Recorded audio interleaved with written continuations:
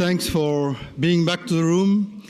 I'm very happy to be here as a kind of tourist in a way. I'm Philippe Quevauviller.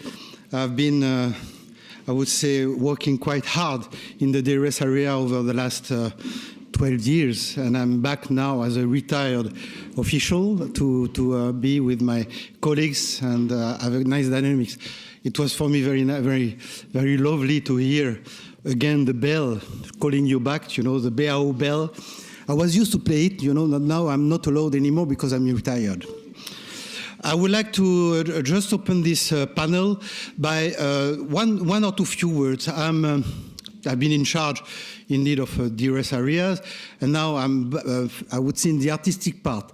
And what I try to do as a kind of innovative way is to use art and science as a way to better engage citizens. And I would like to just encourage you to have a look at the lunch break about this book, which is a book of a collective of photographers, artist photographers, that worked with municipalities after wildfires in Aquitania in 2022. So they decided to make, I would say, testimonies of first responders and images of fire and discuss with municipalities and use this kind of art, I would say, expression to engage people. So I was quite impressed, and I'm also part of an association of disaster medicine, which produced this book, which is called Sécurité for tous. So it's security for all, but security in French means safety. But here it's not only safety, it's also sûreté. So security and safety. So this gives tips to citizens what to do in case of disaster, including for wildfire. And I've been facing this 10 days ago with a tempest in my area in the southwest of France with 4 days without electricity. And I was not prepared.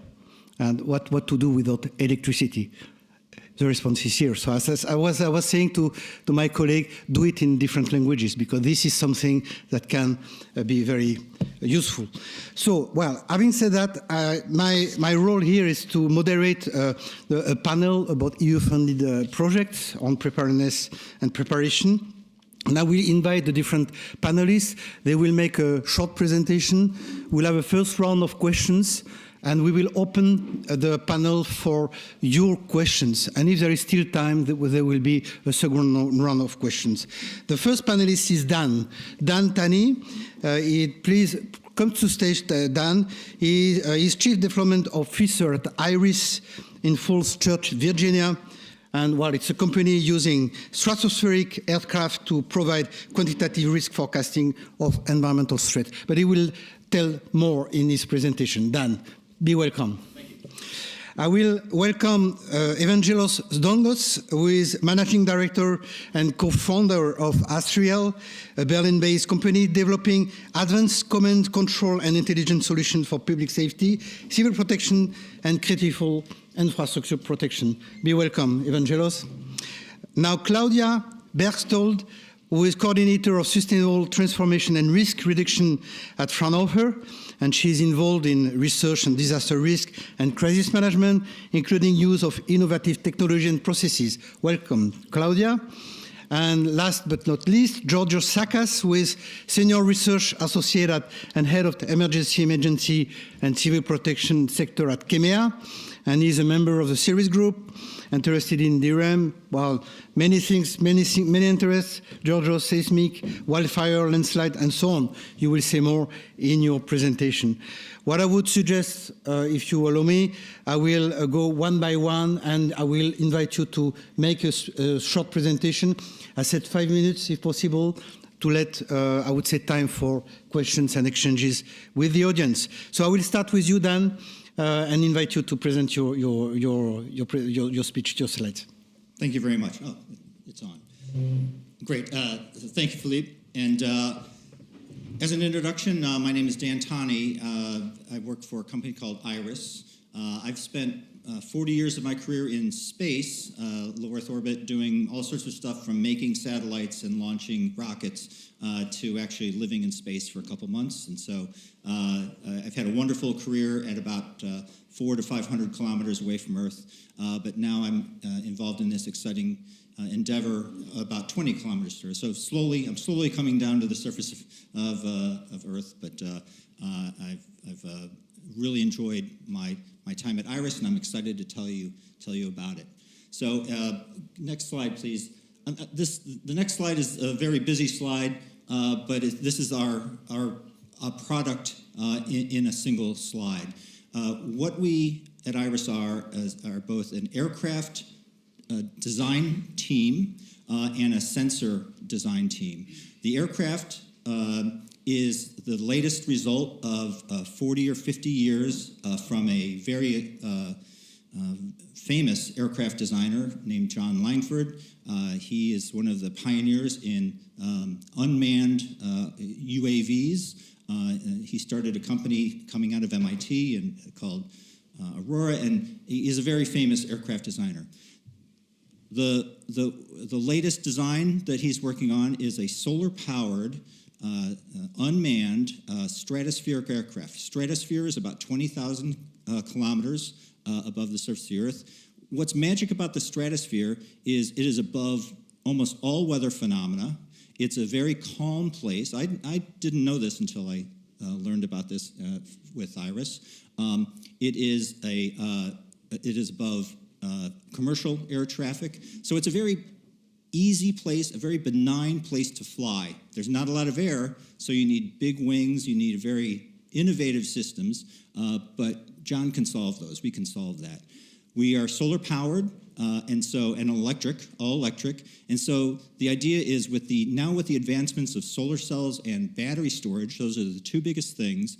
We are at the brink of being able to, at the mid-latitudes, collect enough sun during the day to fly and charge the batteries so that overnight we have enough battery power overnight to stay on orbit or on station.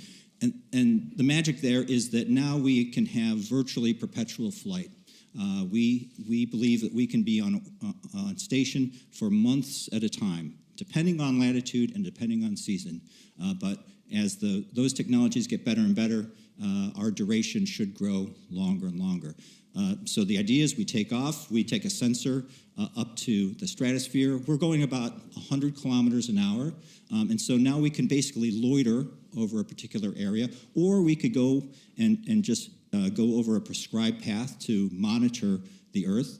And then once we see something like a wildfire, which I'll get to in a second, the autopilot can make a decision to go take a look at that area in depth. One of our leading use cases is wildfires. And so we're working with Harvard University, a team there, developing a suite of sensors to detect not only to detect wildfires, but to predict wildfires. So our professor there is looking at using LiDAR and synthetic aperture radar, a combination, to both look at the ground before a fire and assess the content of that ground down to the type of tree because of the different response that you can get from LiDAR. And then so we can detect how much fuel there is in a particular area and how flammable it is, because we can also detect moisture level of the soil, moisture level of the foliage. And so we can basically provide a map of flammability susceptibility. Really, really innovative to try to go and see where is the most vulnerable area, where are they, and if there was a fire, how might it spread? And then if we detect an ignition, we would be able to detect ignition. When we see ignition, then the airplane can loiter and then follow that fire until it's over or until it's not needed anymore. And so again, since we're above the weather, we are unaffected by the huge amount of winds that are created by large wildfires or the smoke.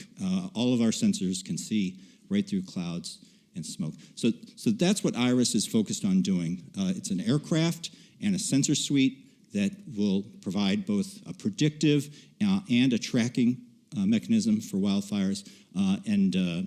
Of course, with advancements with AI, we hope to put all of that processing on board the airplane so that we're really reporting down just the signal and not the noise.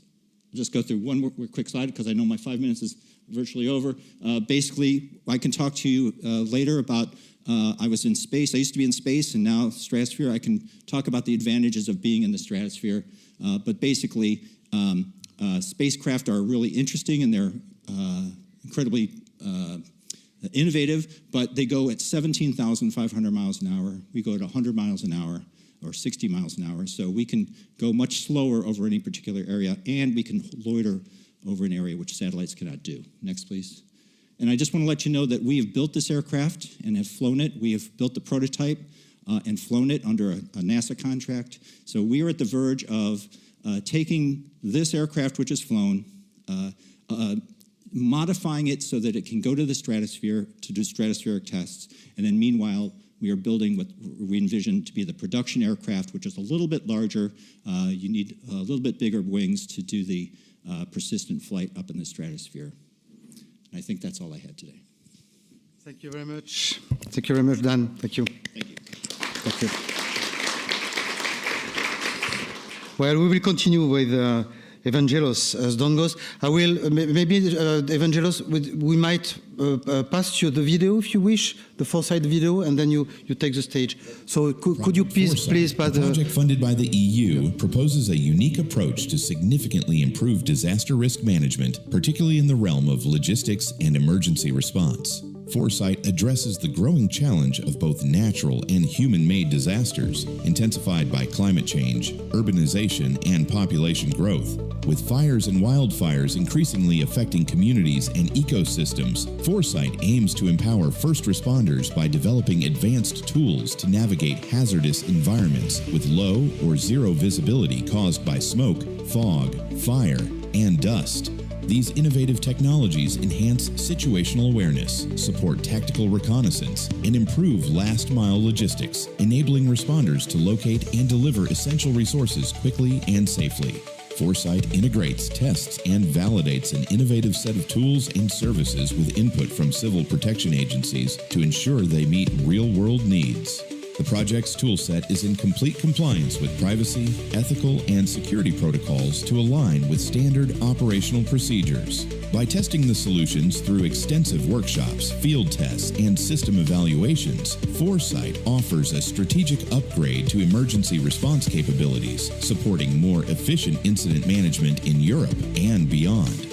Coordinated by the German Federal Agency for Technical Relief in Germany, this cutting-edge project brings together leading organizations from across Europe, including partners from Bulgaria, Cyprus, Germany, Greece, Italy, the Netherlands, Switzerland, and Turkey. Project FORESIGHT, improving last-kilometer navigation and transportation of emergency personnel, equipment, and relief items in hazardous and challenging environments. So good morning, everyone. My name is Evangelos Sdongos. I represent Astrial, a software company based in Germany that we develop command and control systems, and we are also the technical coordinators of FORESIGHT. I believe the scope of the project has been presented quite well in the video. FORESIGHT project is coordinated by the Federal Agency for Technical Relief in Germany. We are currently at 1.5 years of implementation approximately, and we are starting to test and validate our early prototypes. FORESIGHT develops novel response tools. It has also some components that can be of particular interest to preparedness and on the elaboration of response plans. And the two main goals of FORESIGHT is, on one hand, to improve last kilometer logistics. So in other words, how the responders in the field, when fighting with fire-induced scenarios, they can have what they need in the shortest amount of time and plan accordingly. and also to develop a novel set of camera systems that can allow them to see beyond fire or to see through smoke, in other words, in low or zero visibility conditions. We developed within the project quite a large range of technologies. If we can go to the next slide, please.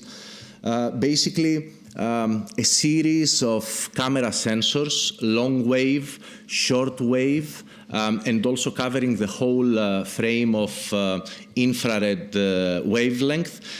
Such wavelengths allow the cameras to go beyond the particles of the dust, of the fire, of the smoke, of the fog, hence allowing the first responders to be able to see behind this wall.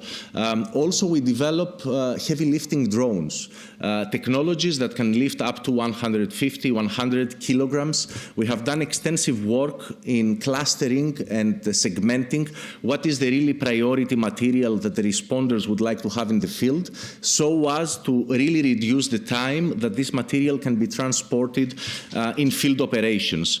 We integrate the camera systems with AR capabilities. So it's a hands-free solution for the responders when going into low or zero visibility conditions to be able to have this seamlessly in their field of view. And all of the previous systems are integrated into information management system that allows the various teams to coordinate, to exchange information, to prioritize their tasks, and to be able to handle the incident in the most efficient and effective manner. Furthermore, we work on logistics optimization. So basically transferring the paradigm of the supply chain optimization into incident management by being able to calculate estimated arrival times of the material, even considering the fact that the infrastructure can be disrupted in a dynamic way. And this can act as a dynamic response tool, but it can act also as a planning tool for users to prepare beforehand on how to optimize their warehouses, their materials, and how to transport them in the incident scene. Last, we integrate technologies that have to do with fire propagation. So early warning, detection of smoke, detection of fires, and fire propagation in order for the teams to be able to prioritize their locations in the fire front. So that would be all for Foresight. We are happy to take any questions and comments from the audience in regards to the technologies that we are working.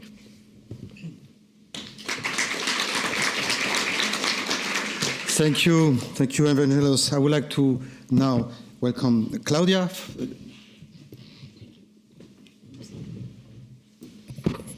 Okay, thank you very much. As already mentioned, I'm here on behalf of the Fraunhofer Institute for Communication, Information Processing and Ergonomics, and I'm also representing two projects today, Firelogue and the DARE project. How do I move on with the slides? I think that here. yeah, sorry, I put my stuff. Never mind.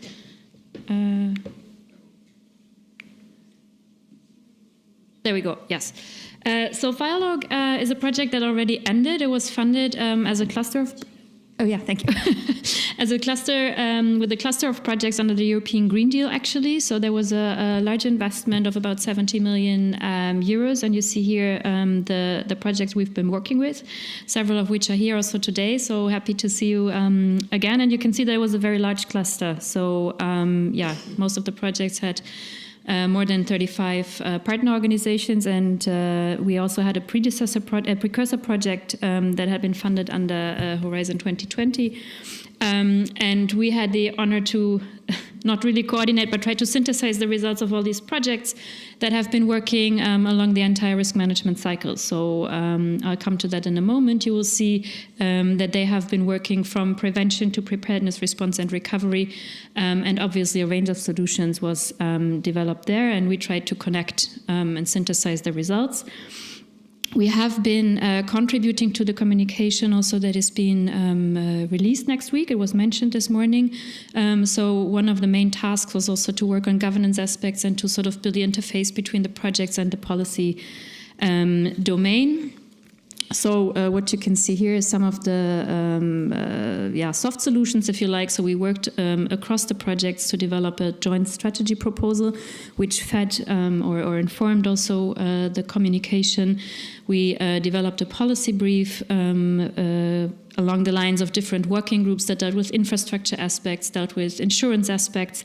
These are the governance-related aspects, but you will also see that we tried to cluster the technical solutions that resulted from these projects. So what you can see here is that, as I mentioned, I worked along the entire risk management cycle. So we had innovations that related to mapping of wildfire risk with different approaches relating to remote sensing. Wildfire modeling, of course, then we had solutions that worked on landscape planning, for example, response operations, obviously, so different types of drones, but also trainings, education platforms for citizen engagement, but also on the recovery side and restoration side, different solutions that dealt with soil restoration, the bringing out of seed balls for restoration. So it has been really, really rich, and we try to systematize, and this is just a rough overview on the cluster of solutions that you see. The other project I'm representing today is DARE, that was just recently funded under DRS. It started in October.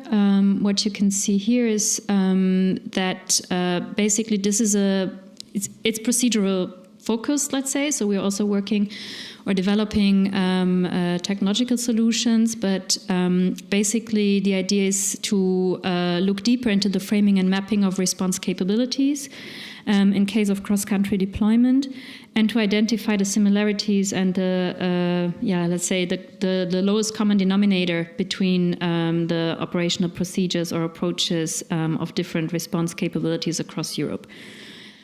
This is going to feed into a situational awareness dashboard. This is an open one, so this is specifically also developed for cross-country deployment in order to include this mapping of response capabilities, but also to provide essential layers of situational awareness prior to deployment.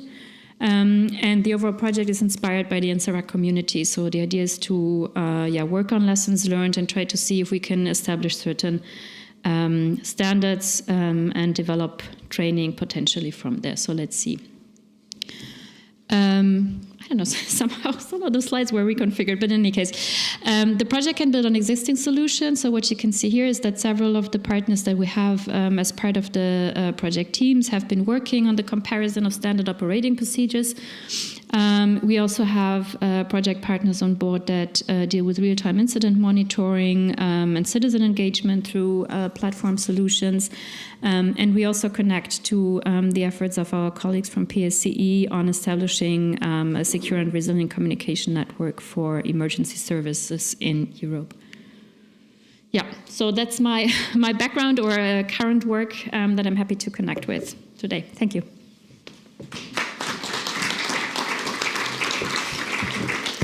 Thank you, Klaudia. So the last speaker will be Georgios. Thank you, Philippe. Good morning to everyone. Nice to be here.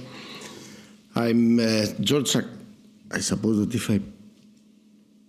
No. You're not the only one, yeah. Okay, I cannot handle this. Okay, it works, yeah, that's good. I'm the head of the emergency management and civil protection sector at KEMEA, and we had, let's say, this last 5 years, we are heavily engaged in wildfires projects with some old colleagues, with some new colleagues, very strong teams. And actually, one of the biggest projects was SILVANUS. SILVANUS was one of the 3 Green Deal projects that also Klaudia mentioned under the big collaboration with Firelogue, that practically developed a number of, if I remember correct, 30 different modules or user products, as we call it, that practically related only to wildfires, from augmented reality, virtual reality, cameras, yacht cameras, everything with AI, without AI. All of this, I'm going to pass this a bit. I will show this on my discussion, just to show you why. Okay, it works. SILVANUS was an integrated platform, and after 3.5 years, we truly managed to create an integrated platform. This is it's not the final product or final to the market, but they developed all the partners together, 30 modules, let's say 30 components that are of TRL 7 at least, that can work either independently or all together within the platform. And the platform practically can also work as a harmonization platform, because you have various input data sources that practically pass through one dedicated system that gives you all that you need to develop, to confront with fires, from prevention to response and suppression and to restoration. So it was the full cycle. What is really important is also not that SILVANUS did not only, let's say, focus on technologies, but it also had a task, let's say, for policies. We are leading this. Everything that you see is ethically compliant, secure compliant, according to the European Union rules, let's say. And this is something that can work, you know, in the end. If the technology is here, the policy is here, the knowledge is here, this is something that we have worked, and it's out there, it exists, and we can work more. I'm not going to let the video play because it's 6 minutes above our time limit. There are also 3 other videos. Everything is online. You can see it either through this presentation or the SILVANUS project or the SILVANUS YouTube channel. These are YouTube videos. You can see it with your own time. I just wanted also to show you, these are some publications. Some became either through inside SILVANUS, some other publications in collaboration with Firelogue, and we, let's say, all the projects together contributed to build the new wildfire strategy, which is very, very important as a very big, let's say, next step for Europe. And finally, just to show you our very fresh, I would say, very, very new project. This is an eco project, not an horizon. This is for a full-scale exercise that will take place in the next 2 years in the cross-border area between Greece, North Macedonia, and Albania in Struga. So practically now you have 3 nations, actually with the contribution from Bulgaria and Cyprus, that we will start, let's say, going to the to the field to discuss and see the problems on forest fires in this cross-border area. I think that's it. Yeah, I'm pretty on time, I believe. Yeah. You are perfectly on time. Okay. If you want anything about the videos, or if you have any questions, here are many of us also from SILVANUS that we can discuss in more detail, and we'll discuss it also in the questions, and we can have a more thorough discussion after the panel. Thank you. Thank you.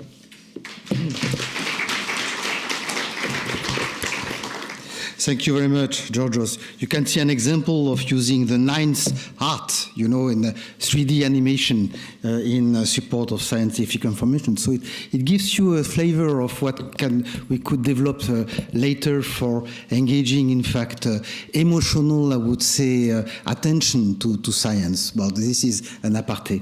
I would like to pose question. Maybe we will not be able to have the 2 rounds of questions, but we'll see. I will start with you, Dan, asking you about the strategic, well, the Sakkas strategy, Airborne Comprehensive Observation System, asking you, is it really operational and has been used already by first responders?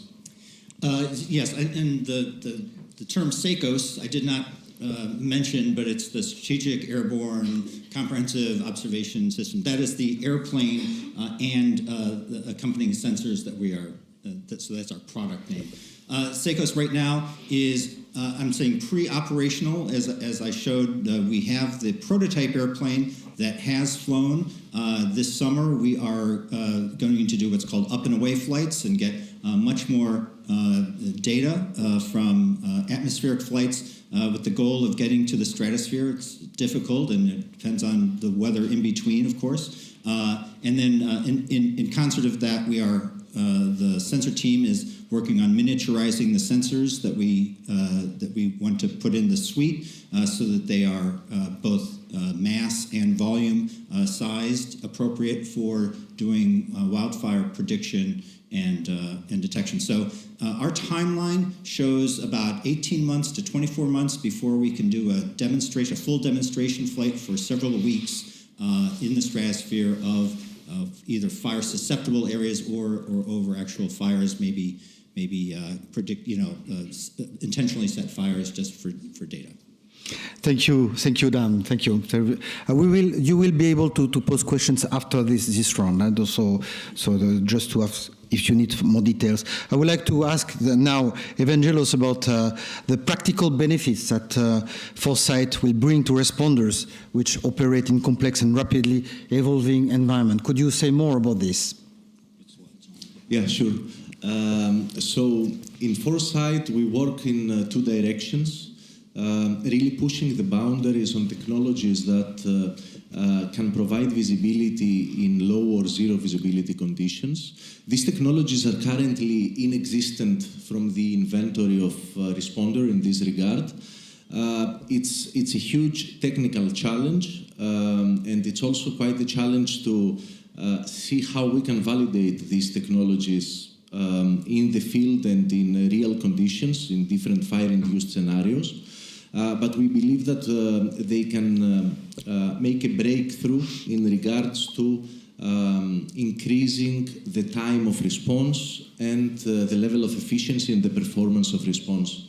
Other than that, we work with drones, heavy lifting drones.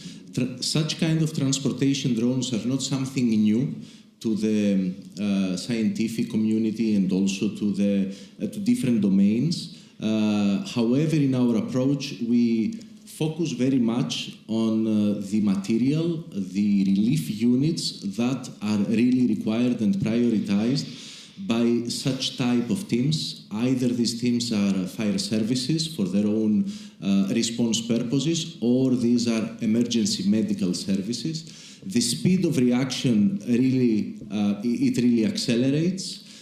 Also, being able to arrive in places where cannot be approached by conventional means, this also adds value. And certainly within the project we have, other than THW, we have the region of Attica, which has great experience in handling fires. We have emergency medical services that are really pushing the technology to the limit. Giving us also the room for innovation and for breakthroughs in providing something which really does not exist, something which is quite new. Thank you, Evangelos. Thank you very much. Well, I'm turning now to Klaudia. I'm curious to hear about challenges that are related to wider application of wildfire innovation. Could you say some words about this? Yeah, thanks a lot, Philippe. I think the two questions that you see on the slide are pretty much interconnected.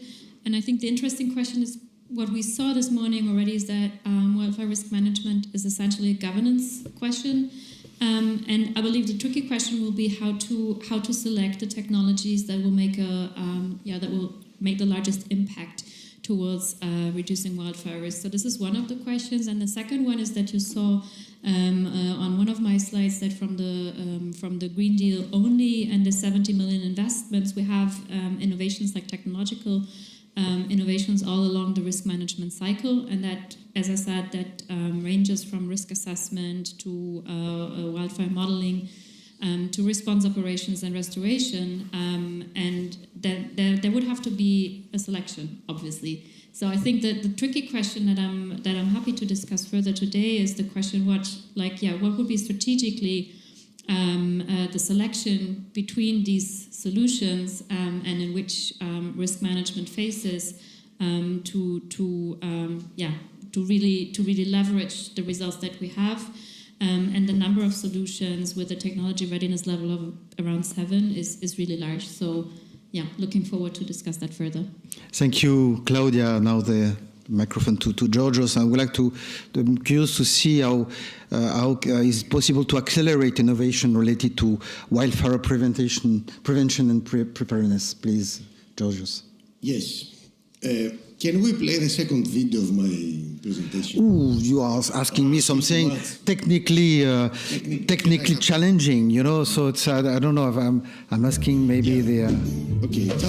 Oh yeah. I have the sound. With the sound, it's even better, yeah. Now. So let's put some things in order. Fires exist in Earth since the Paleozoic, if I remember correct, so somewhere 450 million years ago. Humans started to elaborate with fire and manipulate fire since 1 million years ago. Homo erectus, sorry. So, and now we are in a position that we see every day fires, okay, and extreme wildfires burning. You know, you saw what Dr. Lori presented in California. So the first thing that we need to change, and because there is something I mentioned about airplanes, we need to change the way we see things. So we start to think that we need to live with fire. The video is not playing, it doesn't matter, because it was important. Okay. We need to live with fires. That's the first thing. So we are moving from suppression to prevention. That's the first thing. We should forget that when there is a fire, we should put out the fire. The goal is not to put out the fire. The goal is the goal actually is to have no ignition. So a big question to the audience, the first question, do you have a garden at your places, at your home? You do? Do you maintain your gardens? Okay, third question, should we maintain the forest? If you don't maintain the forest will become a jungle, because this is the natural succession, the natural evolution of the forest. If you take a forest that is maintained and the forest that is a jungle, and you light it up, what do you believe that you will have? The first case will be a fire that progresses in a logical, let's say, manner. The other one, it will be like a torch. And now, imagine that you have the torch and you have a climate that changes. Because the climate changes, you are changing the fire regime. Mm-hmm. But the fire regime is changing, through the evolution of the years in Greece. In Earth. Greece is a very particular case, but Germany is also a very nice case now. And this is why we should live with fire. So we have two instruments here. We have humans that practically know how to manipulate with fire. And fire is a very simple triangle. It needs three things: oxygen, fuel, heat.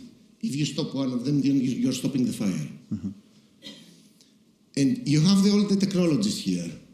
The technologies, believe me, are here. I know, Vangelis knows, Christina knows, Nikos knows, Georgios, everybody here knows it. The fire services knows it. So the issue here is that we need to bring the technologies to the market. Now we're at this point, because the European Commission has given, the last 4 years, 73.5 million, if I remember correct, only for the 5 projects, the Fire Risk, SILVANUS, FIRES, Triads, and Firelogue, plus 50-something years the years before, so it's 100 and something. What's the problem? The technologies are here. So we need to move the technologies to the next level. What's the next level? Bring it to the market. Yeah. How? That's the big question always. That's the problem. I don't know if I have answered or no, but more questions. It will certainly raise further questions, So do I understand that Sylvanus is a Greek god of wildfire management? I didn't know him, so... No, Sylvanus is not... how they call it in Sylvan? It's the Latin god of forest. Our forest, okay, okay, SILVANUS. okay, thank you. It was a joke. Well, I would like to open to questions from the audience, so feel free to ask questions to any of the speakers. There is one here, please. Just say your name and organization. Yeah. Thank you very much. I'm Klaus Seeger, Secretary General of the European Confederation of Independent Trade Unions, and you may ask what am I doing here, because we represent firefighters unions. And my question maybe to the European Commission, because what Director Giannis said also, it is about bringing new technology and new technologies and innovation to the end users. But maybe also to Vangelis and Klaudia, where do you see, because I'm very interested in bringing our unions who are extremely, how could I say, involved in everything which happens at EU level to make some matchmakings, also to bring them into different projects. What is the role of unions in your from your perspective, and maybe to ask also Vangelis and Klaudia, who are your partners in these projects? That would be great. Thank you very much. You know, I will, having been working 35 years at the Commission, I'm very able to send hot potatoes to the speakers. So I will not respond myself, but I will open your reaction. Please, Klaudia, please. Yeah. Okay. Yeah. Thanks a lot. Thanks a lot for the question. Maybe the first one, who are we working with in these projects? Like the first one I presented, Firelogue, was a coordination and support action for the projects I presented. So that was more networking, research support. So we did not really have end users as such. In the other project, we're working with firefighters. So we're working with the firefighters that are on the UCPM modules, actually. So this is very operational. But actually, also my question when I was preparing for today was the question: who's actually the end user? Specifically, if we're talking about integrated wildfire risk management. So then the scope would go much beyond the response operational field, but it would include foresters, people who manage the land use planners. So in that sense, I think we would have a much broader scope of end users. And I think specifically also their integration, this is one of the challenges, and to really better understand who are the users of these solutions that go beyond the civil protection field. Yeah, not sure if I've answered your question, but. Thank you also for your question. In regards to the users with which we collaborate, as generally in many of such EU-funded projects, it's quite difficult to have all of the users in Europe that may provide interesting feedback as a partners. We work really hard in having representatives from the fire brigades services of different countries. So we do have a group of experts that are really engaged and follow us throughout the development and validation process.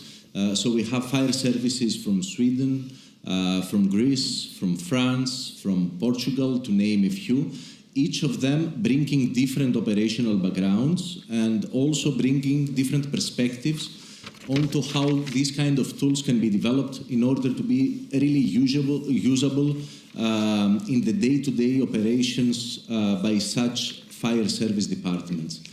Another key point for us is not only the validation, but how this, in many cases, $500,000 investment or 1 million investment in development, how this would translate into a product which can be affordable for these services, because such services, they have their quotas, they don't have an infinite amount of funding to spend for improving their capabilities.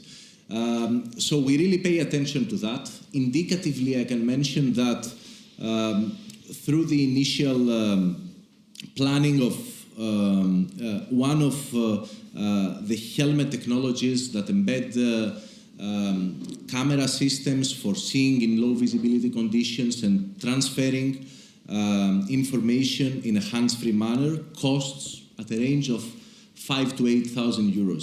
So this is quite practical. It's not expected that every fire personnel would have this helmet. Obviously, the fire service would have to appoint the team leaders, the incident commanders, or the dedicated specialized personnel that they will use this kind of equipment, as it happens quite always with the specialized teams that are operating in the field. But I just want to mention that we put a lot of effort, thought, and planning into having this kind of new technologies inexistent that can be affordable for the users. Thank you. Any more remarks from the those? Well, so I'm opening for another question from the audience. Yeah, please.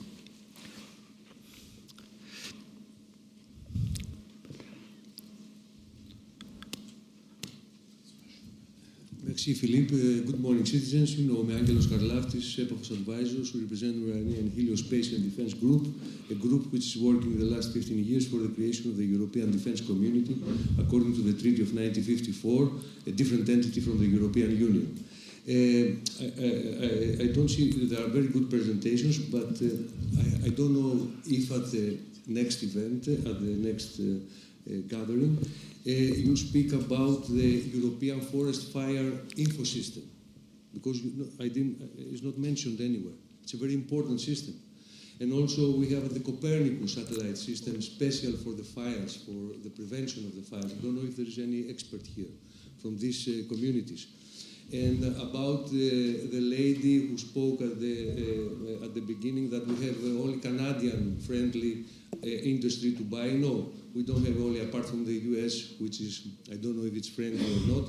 We have the Russians, which they have very good quality, but also the Airbus lately in 2022 has created something experimentally, and we have in Poland light aircrafts for this purpose, and also in Ukraine.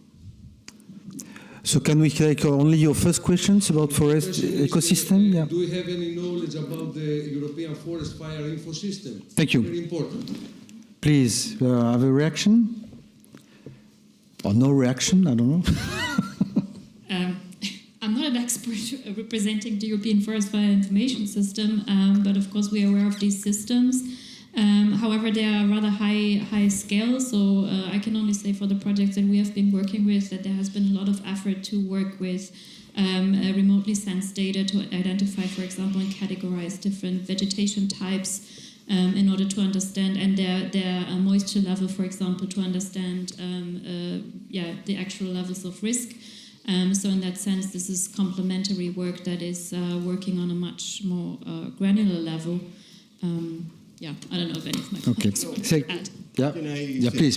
Just to know that all the, let's say, every project that deals with wildfires takes into account the satellite data, either from EFIS or from other sources, just to calculate the fire danger or any other indices. So this is something that is being, let's say, in the pipeline, in the process of taking into advantage all this data. So specifically for EFIS, we cannot answer. But in any case, this is something that is being considered. Yeah, of course. Yeah, this is something which is even requested in. Sorry, and maybe just to add that actually the research results are feeding into that. So I know that some of the projects are discussing with the Joint Research Center on how their innovations actually feed those systems. Yeah. Thank you very much. Further questions from the audience? Yeah, please.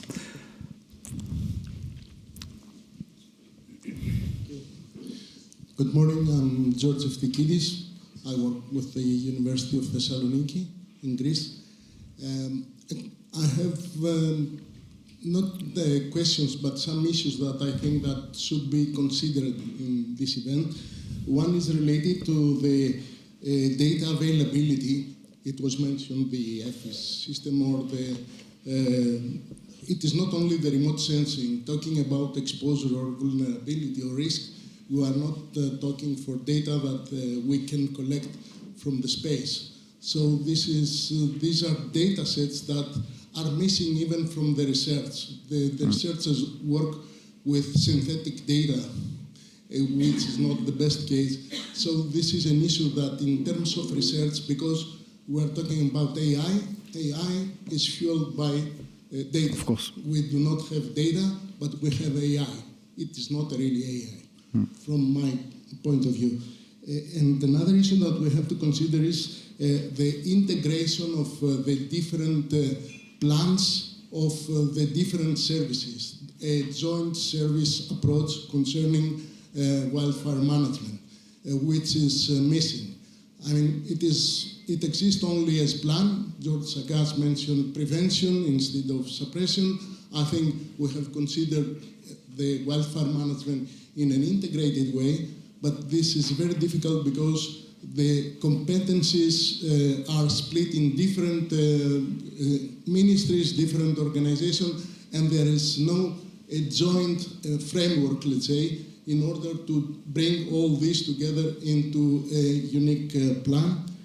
And the third issue that we should consider is the quality of the users participating in the research. I have several times brought up this issue that the research projects need to have certified end users to understand what the purpose of the research is.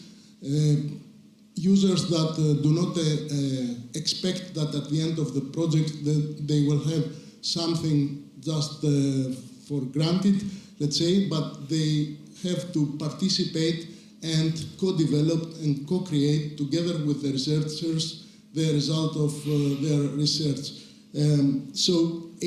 Because this will help the organization to endorse the results of the research. Otherwise, we will continue having only projects and no application of the research results into the practice. Thank you very much, Georgios. This is a very broad horizon that you are opening. Well, the data, it's an old story, and we know that we are facing this since years. And well, I don't know exactly how to solve it, but regarding the plan, I hope that through the Union Civil Protection Mechanism and the communication, there will be efforts in a way federating the effort of member states. It is taking this direction, but you know perfectly that it's difficult because of sovereignty aspects and so on, but we are progressing in this area.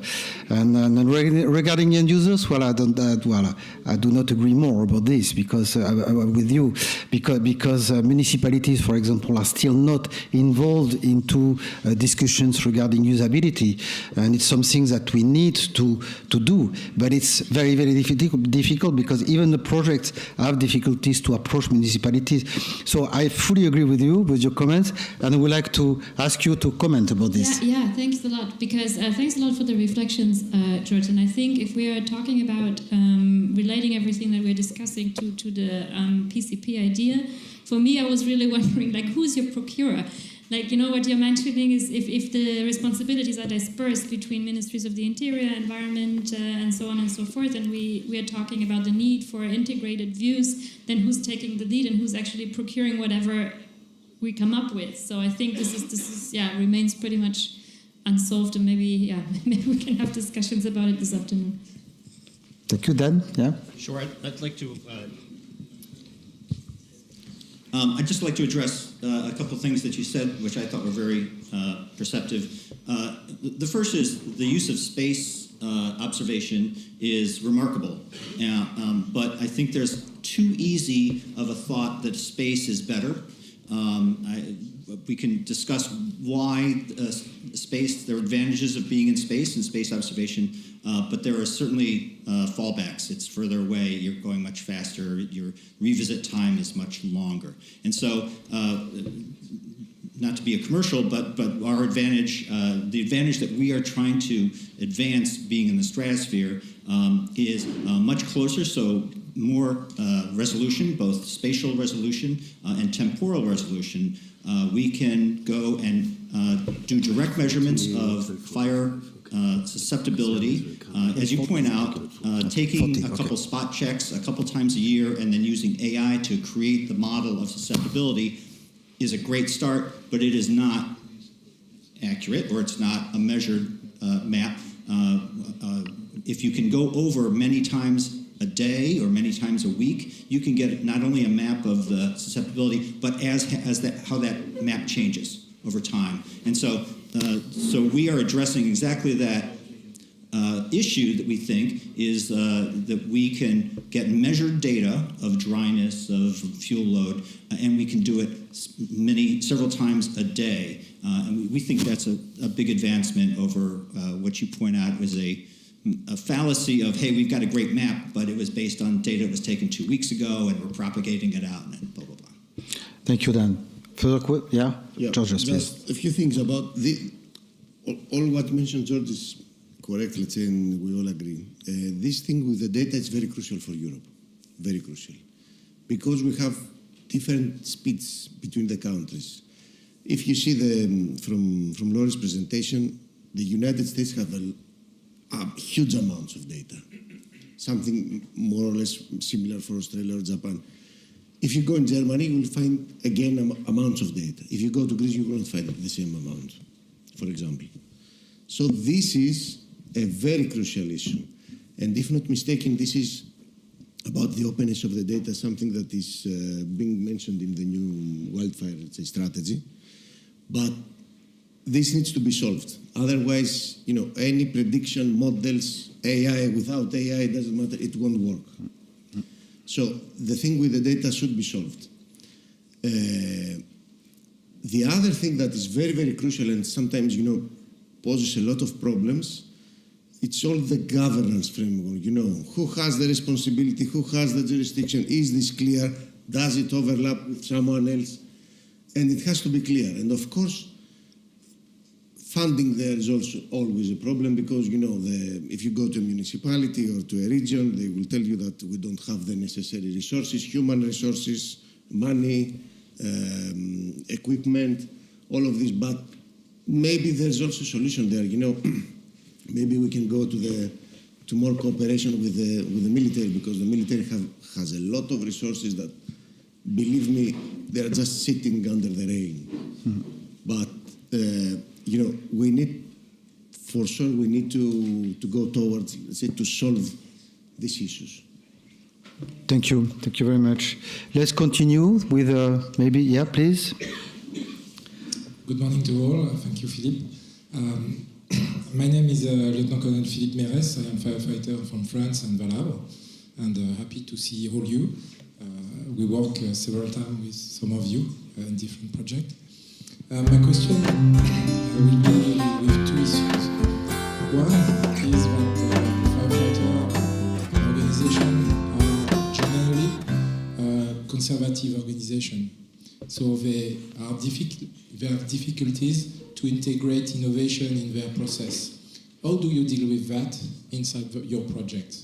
Secondly, there is always a kind of lack of communication and information to deploy your solution to all over Europe, organizations and firefighters, civil protection organizations. How the Europe can modernize this access to your technologies? Because you speak about problem of financial issues, but if it's a massive access to this technology, the price should be low after that. So how can we deal with more information and not only, a web page of the project that diffuse the information, but something more active to the community that give them the information of the possibilities of different projects? Thank you. Thank you very much. Any reactions? Yeah, I can say very quickly, thank you, Philippe, for the question. I would say on the first part of the question that for us it's important that we engage within the project people like you that stand as ambassadors and have the operational knowledge, experts, that can see firsthand what is the performance of the technology, because we also have cases where technology does not work, and the research has been on us identifying that we should find another way, but we also have cases where the technology does work and it's quite promising to be used operationally, and that's why I would insist on the effort from the project. At least we have seen it as a successful paradigm in in our case, that having ambassadors from the fire service community really being engaged, and I'm not saying that it's an easy thing to do, but having them there and also act as catalysts and accelerators and dispersing the knowledge to the community, because we cannot really reach each person separately. Also, I would agree on your second part of the question that it needs a little bit of modernization on how we present the technologies that we develop within the projects. There are a lot of information material fact sheets where we say project A developed this and that. We see a lot of similarities with another project B. So I think that we should follow a little bit more product-wise approach, showing really what are the specifications, how to reference the performance characteristics of different technologies. I mean, many of these fact sheets, they lack referencing. They describe generically pilots, exercises, validation tests, but referencing and seeing it in practice, it's something totally different, and it can be a game changer and something to persuade responders and organizations like fire services to have a closer look to it. And certainly this would reduce the cost. I mean, we really push, at least within FORESIGHT, to develop. There are some technologies that we develop which would be on the high end, which are a little bit more experimentally, but we also have technologies which are really ready to be deployed in one day from now. So that can be really applicable to the market, and they have been stress test certified as well. Thank you very much. You have a short response? Sure, just very quickly. Thank you for your service, and at least in America, we are engaging at the highest level with the firefighting community, the U.S. Forest Service, the Wildland Forest Service, and so we know that ultimately there are people on the ground that are going to use the data that we can produce, and we have heard, do not give us a new app, do not give us a new machine, and so we are working hard to make sure that whatever data we can produce can fit into an existing or a universal view, a situational awareness view of what's going on, so that the burden is on us to give you the right information, not for you to go to a different website or whatever to get the information we're producing. Thank you very much. We are closely approaching the end of this panel. I see that there is another question. It will be, it should be the last one, because we are running out of time. Please be short in your question and be short in your replies, please. Gerald from the Austrian Fire Brigade Organization. I'm a little bit close to the FORESIGHT project and to the DARE project, and I see both sides, and I want to emphasize on that what the colleague from Wildfire said. We are talking about tech. We're ahead of tech. We are talking about how we do it around, so to say, in social sciences and for citizens. But what we lack, and now we are talking about to making technologies that some people have to buy for us firefighters. We have this situation since 50 years in Austria. There are some people buying things for us from a big company. We use it and then we may not use it. We have to go in another way. We have to find out what are our standard operating procedures, and here I refer to the DARE project, where we think how we work together, because this should be the leading force, how tech is developed. And on the other side, this is the one side, the operating procedures driven by the firefighters or by the responders, and on the other side, bringing more capabilities into our work. That's what happens in FORESIGHT, and what happens with sensor networks and this data sharing. We have the wonderful data spaces at EU level, and we should start using these mechanisms of exchanging data and processes on all levels without making new web pages and platforms, because then everybody can use which product he wants to use, and this works. So I want to emphasize on this, and so it goes really in a good direction. Yeah, thank you. Thank you very much. Last, maybe a comment from your side.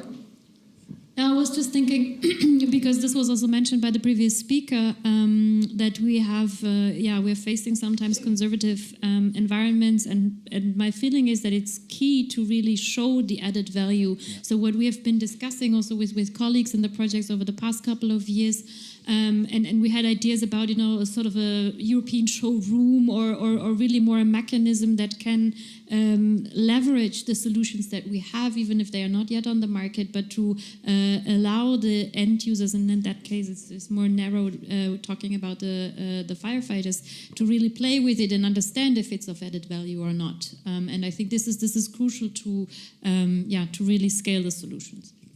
Thank you very much. Well, I would like to thank you very much, Dan, Evangelos, Klaudia, and Georgios, for this very dynamic panel. I would like to thank you all also for your questions. You may, of course, continue to ask questions to the panelists, and we will continue these discussions. And I would like to say that if you are interested by what I mentioned earlier, this book about the photographs of wildfires, this safety guide, I will let them at the registration desk.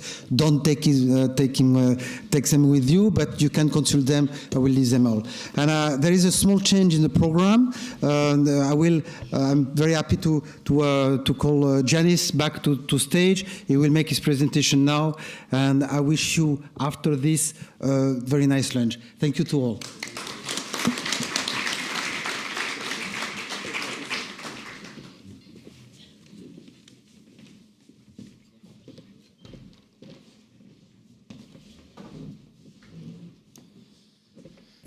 Okay, wow.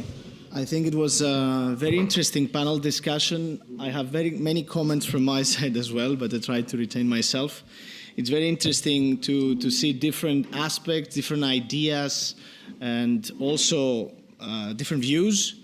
I have to say that it was interesting from my side as well to bring together this panel, having done, who is a former NASA astronaut, that has to be said, I think, in the first CERIS event, from these two research projects coming together, and also having how we merge in CERIS research, academia, industry, and the end users. Now, moving on a bit with the agenda, because we have I wanted to give you a snapshot before lunch break on what is coming next in the afternoon. We decided the innovation procurement, and because Klaudia mentioned who will be the end user. So I have a small request for the room. Today we did an innovation as well in CERIS. We invited through the Union Civil Protection Mechanism representatives from all the ministries of interior here in the room. So can you raise your hand if you come from Union Civil Protection Mechanism, DG ECHO, just to know? Who are you? Yeah, please raise your hands. Don't be shy. I saw some hands waving, but it's okay. Anyway, after the lunch break, we'll have to split in smaller groups. So I will invite you to pay attention, not to be all in one table, especially the users. Try to be a bit dispersed in the room. Now, giving you a bit of an introduction on the innovation procurement, it's why we use this word, this difficult acronym, PCP, and why we tried together with my colleagues to bring it together in a more hands-on experience for you, to make it simpler and to understand that this mechanism is really fostering innovation. I'll walk you through my presentation to show you a bit how this, yes, now I have the slides, to walk you through the different aspects of pre-commercial procurement. So in the first slide here, you see how we do the core values of the strategy, why we use innovation procurement. It's not something that is new for some of you, because we had in the past from the FP7, so from Framework Program 7, we had the so-called POVs, the pre-operational validation projects, where the idea was coming together as a group of buyers, defining what is the capability gap and what are the requirements for something that does not exist specifically in the market. And this project, of course, was run for a certain amount of time, testing, validating different tools from industry in a competitive process. So I will show you a bit how this will look like, and this afternoon we will try together to define and to simulate this process. We'll try to understand what are the key capabilities that are needed for wildfire preparedness and what are the requirements that we need to put in a PCP. So the core values, as I said, we have to start from the policy alignment, coming to ensure that the research and innovation maintains its outcomes, and we have to focus on the final use. The end user was mentioned many times this morning, and I think it is important to guarantee that the end user has the primary role, because in the end of the day is the one that will use the tool that will be developed. So I agree with the comment on quality of users, which is important, but in the end of the day, the users are the ones that will define the final output. Regarding the future security and preparedness that you see here, we must contribute to a more forward-looking approach, not to run behind crisis, but to anticipate the risks and the threats, and to try to be with practitioners to equip them with capabilities that are anticipating these threats and risks. Social compatibility is another aspect which is important, is that the technology, because will of course involve society, needs to also take into account societal aspects and to be accepted by citizens. Otherwise, the technology will fail. And finally, you see the industrial growth component and the EU sovereignty, which is also very important, having in mind that we need to pave the way for EU industry to be in a position to strengthen the capacity to produce and to have the industrial base which is capable to absorb the security, the research and innovation outcomes. So we mentioned the capability-based approach, which is, again, the concept that we follow by defining the capabilities. So the user is defining the main capabilities to move from a reactive to a more proactive approach.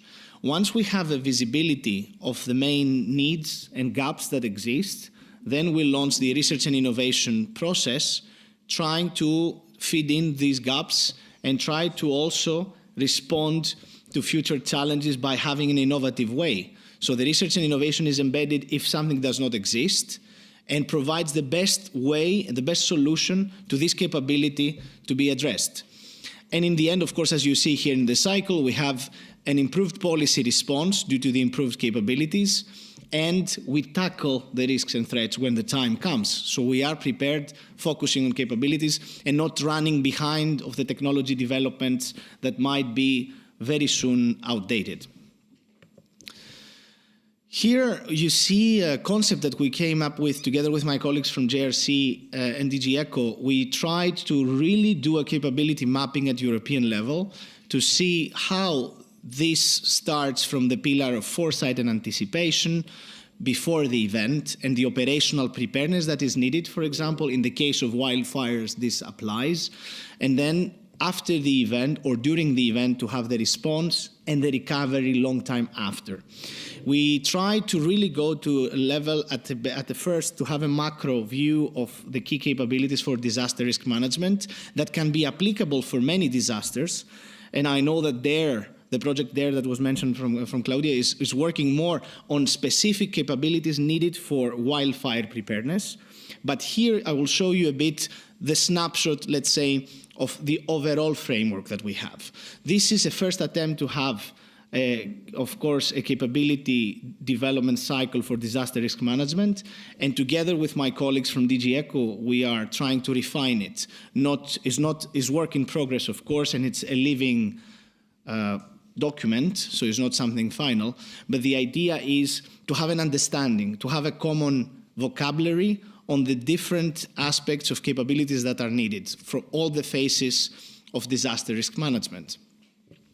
Having in mind these capabilities, we move to innovation procurement as a tool. Why innovation procurement? There are different benefits for all of the different players. For the suppliers, as you see, the access to new small players with a shorter time to market because they have already the tool and they are developing tailored on the needs of the user. There is a faster company growth by participating in an innovation procurement call, a PCP in this case, and we attract new innovators to this process.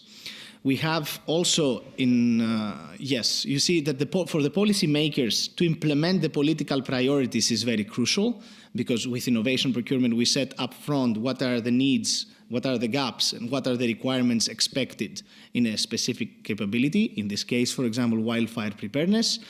And from the side of procurers, the users, you see that the need is to shape product development towards the public needs and to reduce the supplier lock-in. So we have tools that are tested and validated throughout the process of a PCP, and at the end we have a product which is tailored in the needs that we have.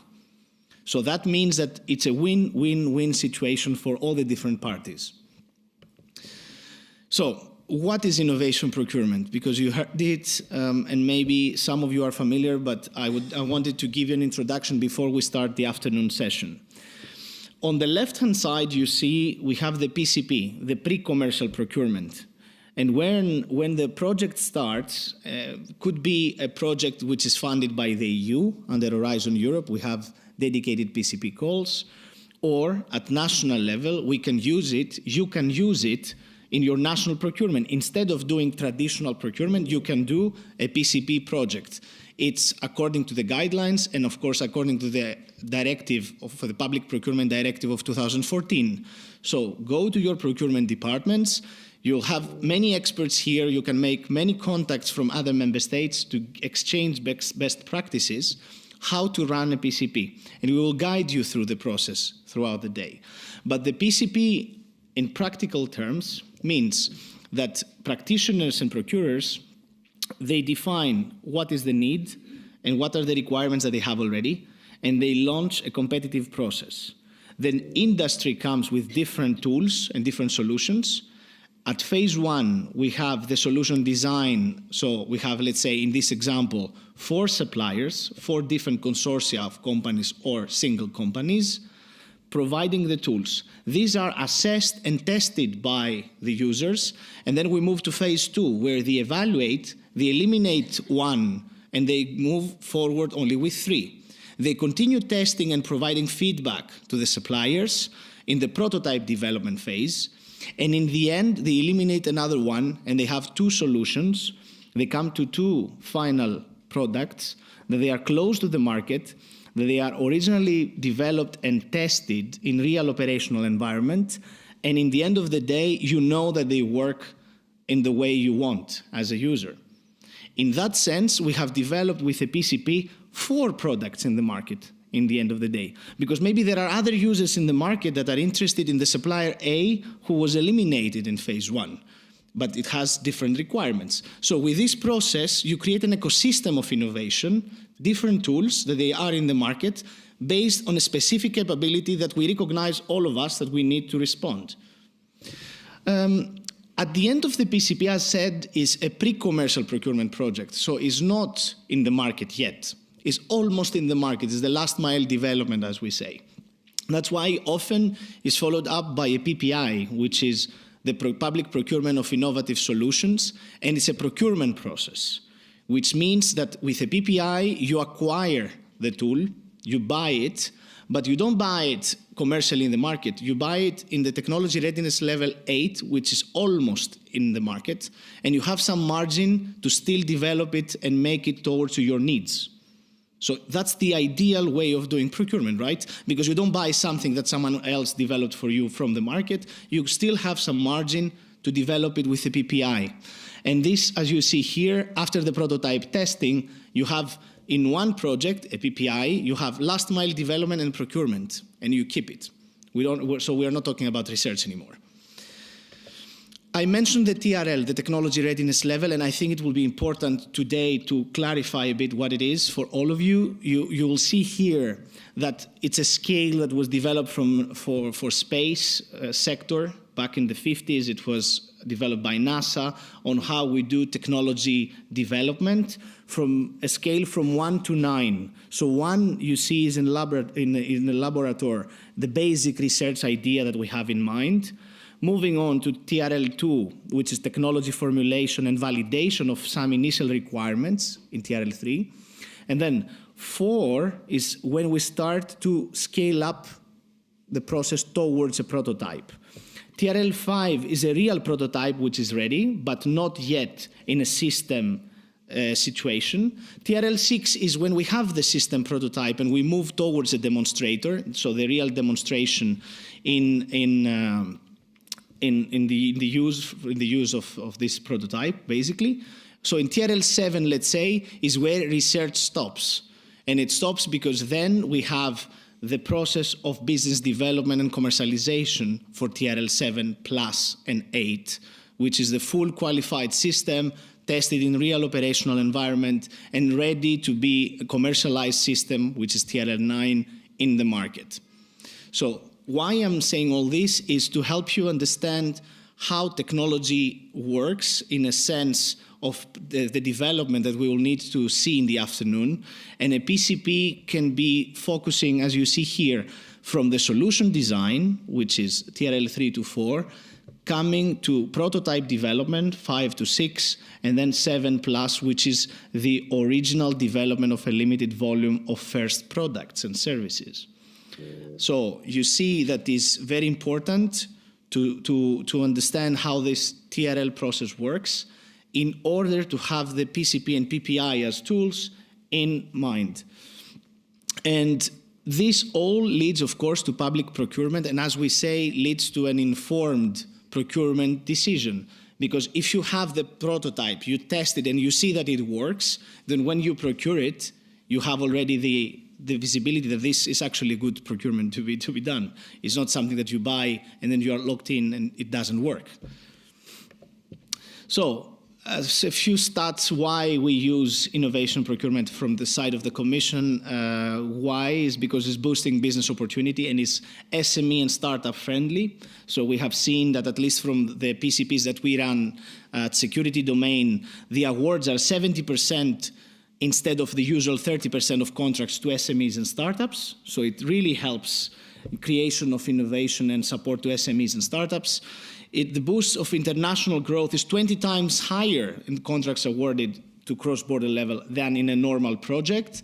And we have the commercialization success rate, which is 2 times more bigger than to companies to increase their revenue and growth instead of normal projects.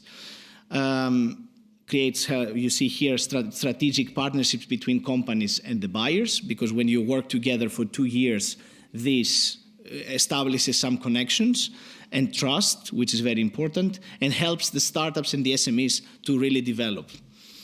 On efficiency and higher quality solution, because it's solving real life problems, we have different here interoperable solutions that we are sure that they are working. And finally, this reinforces the strategic autonomy, as I mentioned at the beginning, because it has made in Europe solutions supporting SMEs and startups that they are at European level. And to sum up, why it is important is because it provides innovative solutions to practitioners that are tested and tailored on their needs. Is boosting business opportunities for SMEs and startups, so the supply side is also benefited by this process. We have more efficient and higher quality solutions solving real life problems, and of course it reinforces the strategic autonomy that I mentioned, made in EU solutions. So all these elements are crucial why we want you to use PCP, and you will see in the afternoon after the lunch, very concretely, we will divide you in small groups, and we'll run a test. How we start, where do we start? From the definition of capabilities and the requirements. And this, of course, with the connections that you will build, hopefully you will be in a position after this event to take it back home and either run a national PCP with the support of some experts and some services that we provide as Commission as well, or you come and apply for future initiatives that DG ECHO or us put forward in the European programming. But we want you to get more familiar with the mechanism of PCP, practically, and because sometimes we hear, where do we start from? It's very nice what you say, but it's very difficult. So today we decided to do a hands-on workshop in the afternoon to do that. And with that, I will stop. I don't know if there are any questions, but looking forward to also discuss with you in the afternoon. Thank you.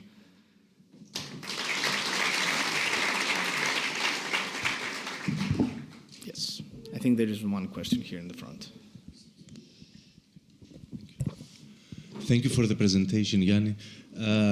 I just have a comment and a question. Obviously, the PCP environment is very useful, not only for the SMEs and the research organizations, but also for the users to build this strategy, as you mentioned, and the long-standing collaboration.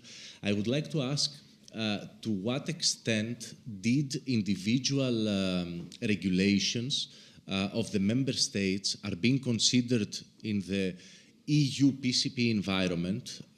As to the best of my knowledge, to certain member states, the collaboration between organizations and public entities can create conflict of interests to possible tenders that or procurements that are developed by the individual member state. I think that this is something, a practical consideration that needs to be taken into account. Obviously, the tenders and the procurements at individual member states have their rules, have their regulations. Usually, they request the optimal performance for the lowest price.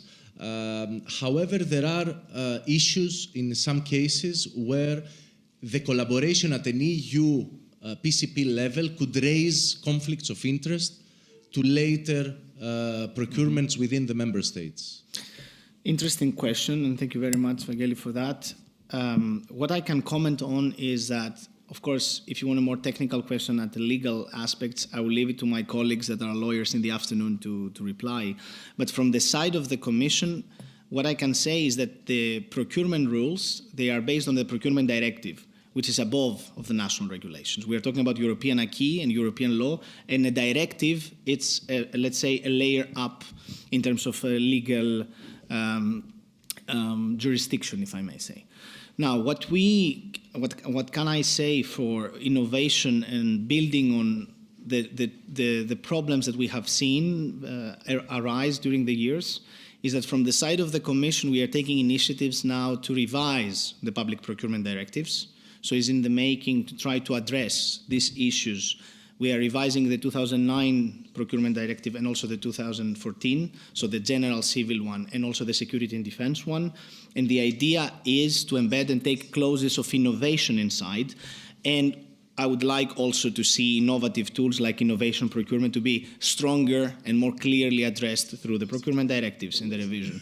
In parallel, there is another regulation that is in the making, the Innovation Act, where innovation procurement also, I expect personally, to be addressed and to solve these issues at regulation level. But I agree with you that there are still some issues, and we are in the making in 2026 to solve them. Maybe just to diffuse this concern, maybe Stefan can also... Yeah, of course. Thank you. Very interesting question.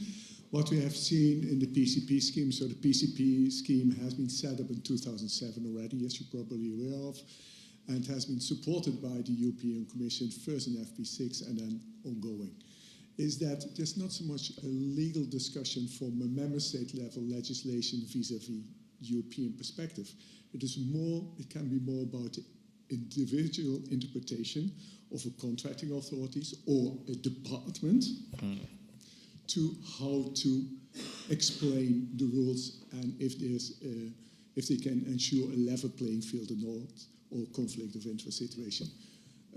Of course, we're more than willing to have this kind of discussion on a case-by-case basis, because you need to do it on a case-by-case basis, because 99% in these kind of situations relates to the interpretation of a specific department. Yes. Other questions? Maybe, sorry, I just want to add it because it was giving a bit of a negative feeling, and I just want to diffuse this. So just to give one example, the Broadway project on critical communication, in fact, the PCP enabled, in fact, European industrial players to really be ready for the market, or first of all, to assure that European industry is able to deliver on what is expected, and also in a way to build up, in fact, the market. So I would really turn it around. Without this PCP, we would not be sure that there would be even European companies who could respond to this need. And it's big companies like Airbus, Leonardo, Frequentis, Teltronic from Spain, which still continue. And they will be, in fact, the main players in the member states for setting up these systems with quite some financial volume. And in fact, so far, we have not seen any concern or problems in this regard that they are excluded. On the contrary, they will be, in fact, the only ones in a way who will be able to do it. Maybe one or two companies will join, but in fact, it's really the opposite. I understand as a lawyer what might the argumentation, but in fact, in reality, it's just the other way around. We just enable European industrial base to respond to the needs. Thank you. Yeah, and we've seen from other PCP examples that it is, as Stefan said, the concerns from the departments are, in some cases, not justified in that sense. It's simply a question of having a clear understanding of how the tools work. The tools work, both of them, and if we can launch a PPI afterwards, for example. There is one question here. Thank you very much, Gianni, for the presentation and for the comments. I'm Marios Zacharias from Dilian Alliance Industries from Greece. The way you presented PCP, I realized that there are some similarities with accelerator programs, like, for instance, NATO Diana. Totally different context, but I realized some similarities. In NATO Diana, the participants go through a series of stages. They go through from business consulting to austere operational experimentation, very hard process, and the companies that go through all the stages, they get guaranteed contracts from ministries of defense since they are NATO certified solutions. So my question here is twofold. First, when it comes to the validation of within the PCP, will it be such austere and how to put it nicely, not failure averse, like normal European projects which are afraid of failure? And the second question is, have you considered this guaranteed, not close to the market, but in the market at the end of the process? This is quite pertinent to what the colleagues commented. Okay. Yeah, so regarding the first question, indeed has a lot of similarities with Diana in terms of approach, but the difference is here that the group of buyers is not controlled. It's not the MODs, it's not the commission, it's the group of buyers who applies for the project. So let's say these are the only responsible entities for the whole process and to define if the tool works or not. So they have a clear set of requirements and a clear set of capability gaps which they would like to address. In this case, this could be 6 firefighter organizations across Europe that they come together. And these are the ones that they will assess the tool, and they will say, this is interesting for me. We are not certifying the final tool. We are simply having the stamp that this comes from an EU PCP from this specific group of buyers. As I said, the last solutions that they go in the PCP phase doesn't mean that they are the best ones. It means that they are the best ones for the group of buyers that is in this PCP. There are other solutions developed through the process that maybe in the market are more successful. You cannot exclude that. So we create an ecosystem of solutions based on different requirements that will be for sure relevant for the market and for the buyers, which without the PCP, this didn't work and didn't exist. So when we start, as Oliver mentioned, there was nothing on a specific gap. So with the PCP, we have tools that they were developed by the market and they see the attraction and the interest. On the second question, it's very hard to have this commitment, as you mentioned, the commitment to have procurement afterwards. But we can, from our side as Commission, we try to incentivize that. And how we did that is that in the new generation of PCP that you see in Horizon Europe, if there is in the proposal a written commitment, a declared commitment for procurement afterwards by the buyers, we escape one of the 3 phases. So we do it fast-track PCP. So 2 phases only, 4 and 2, and then 1, and then you procure. And we did that to first make it simpler, the whole process, if there is a real commitment to procure fast. In that sense, we try to incentivize the fast-track procedure and also to incentivize the commitment afterwards for procurement. But I think so far we have very good results from all the PCPs that we launched, at least in the civil security domain. It's around 10 projects the last 15 years, and all of them, they showed really great results. And with that positive note, I think we can go for lunch. And we reconvene here according to the agenda at 2:20, where we continue with the workshop. And thank you very much for being here today.